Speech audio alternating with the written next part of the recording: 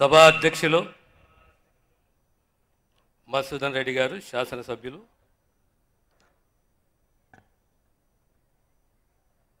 మనందరి ప్రియతమ నాయకుడు,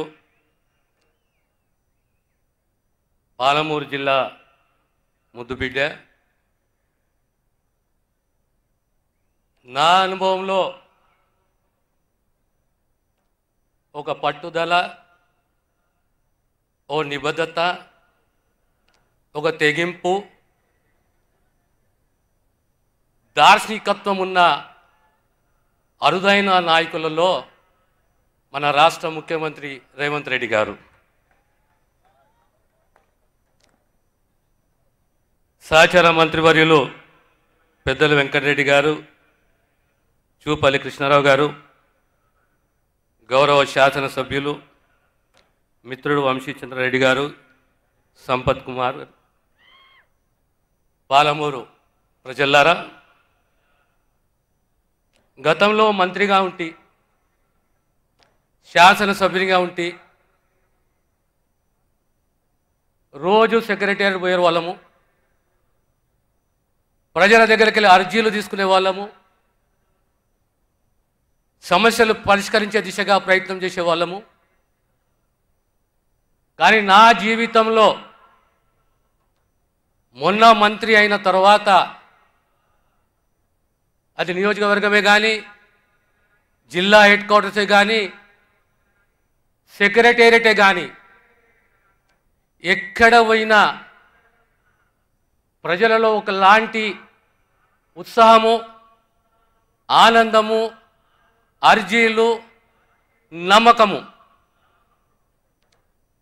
అప్పుడు నాకు అర్థమైంది, 9.5 సంవత్సరాల 10 సంవత్సరాల కుటుంబ పాలనలో ఏ రకంగా తెలంగాణ సమాజము బందీగా మిగిలింది, ఏ రకంగా ఒక కుటుంబము దోచుకున్నది. ఈ రాష్ట్రంలో జరిగింది అవినీతి కాదు, దోపిడీ. ఈ రాష్ట్రంలో జరిగింది అరాచకము, పేదవానికి రక్షణ లేదు. ప్రత్యేకంగా బడుగు వర్గాలు, దళితులకు ఎలాంటి రక్షణ లేదు. ఆ తెలంగాణ స్వేచ్ఛని, ఆత్మగౌరవాన్ని మళ్ళీ నిలదొక్కున్నది తెలంగాణ సమాజం, తెలంగాణ ప్రజలు. కాంగ్రెస్ మీద విశ్వసనీయతతోటి, విశ్వాసంతో ప్రజాస్వామ్య పద్ధతుల్లో తిరుగుబాటు చేసి రేవంత్ రెడ్డి గారి నాయకత్వంలో కాంగ్రెస్ పార్టీ ఇచ్చిన వాగ్దానం నిలబెట్టుకుంటూ ఈరోజు మీ ప్రభుత్వము ప్రజాపాలన మీకు అందిస్తూ 100 రోజులు పూర్తి కాలేదు. ఇచ్చిన గ్యారంటీల్లో 5 గ్యారంటీల మీద మాటలు నిలబెట్టుకున్నది. రాబోయేది 6వ గ్యారంటీ 100 రోజులు దాటదు. 6 గ్యారంటీలు నిలబెట్టుకోబోతున్నది ఈరోజు రేవంత్ రెడ్డి గారి ప్రభుత్వము.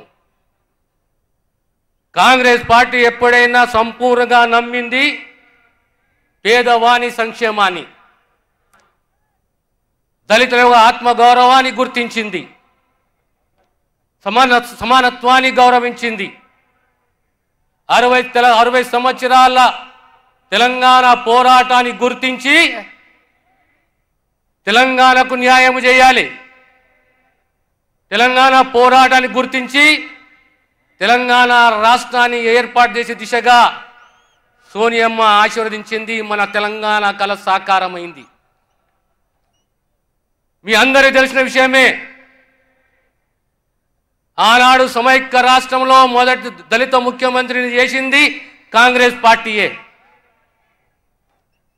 ఆనాడు ఉప ముఖ్యమంత్రిని చేసింది, దళిత ఉప ముఖ్యమంత్రిని చేసింది కాంగ్రెస్ పార్టీయే. తెలంగాణ ప్రాంతంలో పేదలకు, బీసీలకు, ముఖ్యంగా దళితులకు, ఆదివాసులకు ప్రభుత్వ భూములు సుమారు 25 లక్షల ఎకరాల భూ పంపకం చేసిన చరిత్ర కాంగ్రెస్ ప్రభుత్వానికి, కాంగ్రెస్ పార్టీది. కానీ దురదృష్టం ఏదంటే 9.5 సంవత్సరాలలో ఈ ప్రభుత్వ భూములు పేదవాళ్ళకి ఇచ్చిన, ముఖ్యంగా దళితులకు ఆదివాసులకు ఇచ్చిన భూములకు రక్షణ లేకుండా పోయింది కేవలం ధరణి వల్లనే. ధరణి తీసుకొచ్చింది ఎవరు? తెలంగాణ రాష్ట్ర ముఖ్యమంత్రి, అహంకారంతో కూడిన ముఖ్యమంత్రి, దళిత వ్యతిరేకి అయిన ఈ తెలంగాణ దొర. ఓ కుటుంబ పాలన. తెలంగాణ చరిత్ర అంటే భూ పోరాటాల చరిత్ర. తెలంగాణ చరిత్ర అంటే తిరుగుబాటు చరిత్ర. ఎప్పుడూ దొర పాలనను అంగీకరించలేదు, ఒప్పుకోలేదు, తల వంచలేదు, పోరాటం కొనసాగింది. దొరని పాతాళానికి దొక్కిన చరిత్ర తెలంగాణ చరిత్ర. ఈనాడు మళ్ళీ మనం చూస్తున్నాము. మన కాంగ్రెస్ పార్టీ వాగ్దానం చేసింది. తెలంగాణ కాంగ్రెస్ పార్టీ రాబోయే కాలంలో వర్గీకరణకు కట్టుబడి ఉన్నాం. మన రాష్ట్ర ముఖ్యమంత్రి రేవంత్ రెడ్డి గారు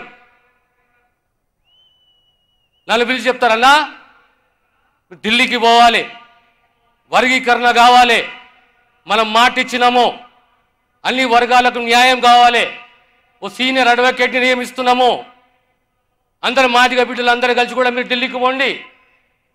ఇది ఎవరికి వ్యతిరేకం కాదు, సమతుల్యాన్ని పాటించాలి, అన్ని వర్గాలకు న్యాయం చేయాలి. వారిచ్చిన ఆదేశాల ప్రకారమే ఢిల్లీకి పోయి సీనియర్ అడ్వకేట్ని నియమించి కాంగ్రెస్ పార్టీ తరఫున వర్గీకరణకు ఈ ప్రభుత్వం, తెలంగాణ ప్రభుత్వము సానుకూలంగా ఉంది అని వాదన వినిపించింది. తెలంగాణ ప్రభుత్వ తరఫున ఓ సీనియర్ అడ్వకేటు.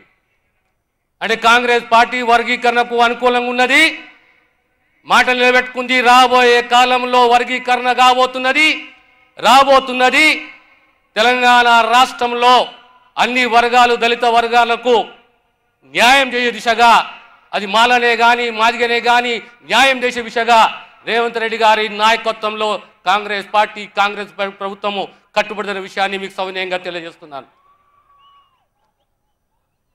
గత 9.5 సంవత్సరాల పాలనలో మొదటి 3 నెలలు ఒక మాదిగ బిడ్డ ఉప ముఖ్యమంత్రిగా ఉంటే డిస్మిస్ చేసి, ఆ తర్వాత ఒక్క మాదిగ బిడ్డ కూడా ఈ క్యాబినెట్లో, గత టీఆర్ఎస్ ప్రభుత్వ క్యాబినెట్లో గౌరవం, గుర్తింపు లేదు, క్యాబినెట్ మంత్రిగా ఇక్కడ అవకాశం దిక్కలేదు గత 9.5 సంవత్సరాలలో.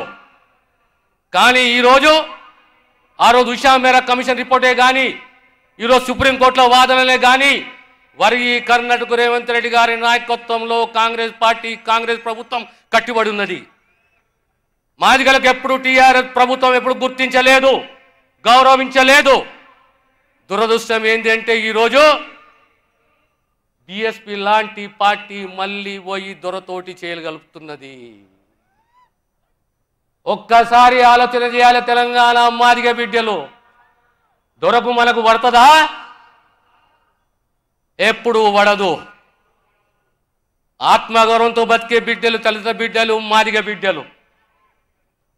కానీ దురదృష్టం ఏంటంటే మళ్ళీ ఈరోజు దొరకు దళితుల అవసరము, మాదిగాల అవసరం. అందుకే మళ్ళీ బీఎస్పీతో చేయగలిపిండు. మనమందరము అప్రమత్తంగా ఉండాలి, జాగ్రత్తగా ఉండాలి.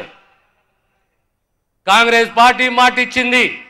6 గ్యారెంటీల మాటనే కాదు, గతంలో సబ్ ప్లాన్ చేసింది కాంగ్రెస్ పార్టీ, కాంగ్రెస్ ప్రభుత్వం. దళిత బిడ్డగా, మాదిగ బిడ్డగా core committee, high command core committee ముంగట తెలంగాణ వాదన వినిపించింది దామోదర్ రాజనరసింహ అనే మాదిగ బిడ్డ. కనుక రేపు పొద్దున మళ్ళీ మీకు రేవంత్ రెడ్డి గారి నాయకత్వంలో తెలంగాణ సమాజానికి, రైతులకే కానీ, బీసీలకే కానీ, మైనారిటీస్కే కానీ, దళితులకే కానీ ఖచ్చితంగా న్యాయము జరుగుతుంది. గతంలో సంక్షేమాన్ని, అభివృద్ధిని సంపూర్ణంగా నమ్ముకున్నది కాంగ్రెస్ పార్టీ, కాంగ్రెస్ ప్రభుత్వం. కనుక రేపు పొద్దున కూడా ఈరోజు స్వేచ్ఛతో ఉన్నాము, ఆత్మగౌరవంతో ఉన్నాము, ప్రశ్నించే తత్వం ఉన్నది, తిరుగుబాటు మన పుట్టుకతోటి ఉన్నది మనకు. కానీ మన కాంగ్రెస్ మీద మనకు నమ్మకం ఉన్నది. ఖచ్చితంగా రేపొద్దున ఈ 5 సంవత్సరాలు సంక్షేమాన్ని, అభివృద్ధిని, ఇచ్చిన మాటని నిలబెట్టుకుతున్న విషయాన్ని సవినయంగా తెలియజేస్తూ నేను సెలవు తీసుకుంటాను.